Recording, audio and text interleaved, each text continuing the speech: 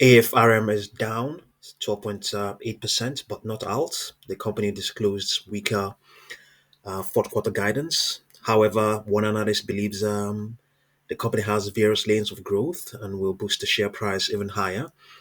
So the piece went on to say, while affirms fiscal third quarter earnings topped analyst estimates, a weak conservative outlook for the current quarter appeared to be weighing on the shares, which had fallen 13% in this regular session of today, the 9th of May 2025. The S&P 500 was down 0.2%. PayPal, one of our firm's payment processing peers, was down 0.3%. Management of the company guided for fourth quarter revenue in the range of $850 million to $845 million. Analysts polled by FactSet had forecast revenue of $841.4 million before earnings were released above the midpoint of the range. Even as shares tumbled, Susquehanna analyst James Friedman upgraded the stock to positive from neutral with his $5 price target. He noted that through Thursday's, that is yesterday's close, the shares had fallen 33% from their peak in February and down 13% this year. At the same time, the latest results were strong. One bright point in the quarter was the wide-scale adoption of the AFRM card, which rose 115% from the previous year to $2 million cardholders. This compares to 113% growth in the previous quarter. Another positive was 44% volume growth in 0% APR loans.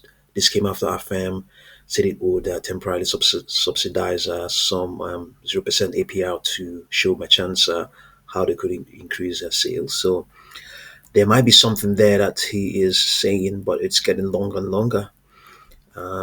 Yeah, you might. I'm going to put the link in the description box for you to find out and see what he's talking about. So before now, the stock was recovering from the 7th of April. The stock had began to print this bullish trend. Yeah, bullish trend. Yes, recovery. Recovery from the lows of 332.86. Yesterday, it actually printed what looks like a high of a high. I mean, okay, well, the high of probably the highest it has ever gone since March. So it's from there that's crumbling now. So as things stand right now, it's not the extrapolation is not for higher prices, really, not really for high prices. Let's have a look down here at the market grid. Okay, yeah, I can see why.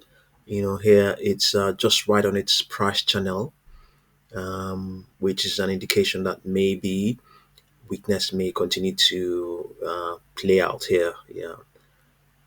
If you were okay, the price channel is if you were trading close to its the upper line of its price channel, then you can say maybe you might even continue to print higher prices. That's also the reverse is equally the case. It might also continue to print lower prices. Maybe that is what has necessitated this downward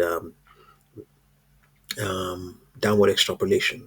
So, but regardless, what do we have in terms of projections? 56.34, 58.91, 60.50. Yeah. So these are upper projections regardless. It has been doing well. I mean, I guess that's why the algos are printing high prices. I mean, projecting higher prices regardless of the weakness it's projecting. Anyway, this is just for on the 4 hours for up till Tuesday, the 20th of May. We can quickly have a look at its daily chart and see what's going on there. Yeah, same on the daily chart. We have lower prices is projected here. Yeah, not fantastic. The line trend is still bullish. Let's see what we have. We have an upper projection of 49.15. Yeah. So AFRM. Yeah. I'll put the link in the description box for you to digest. Yeah. So thank you very much for watching this video.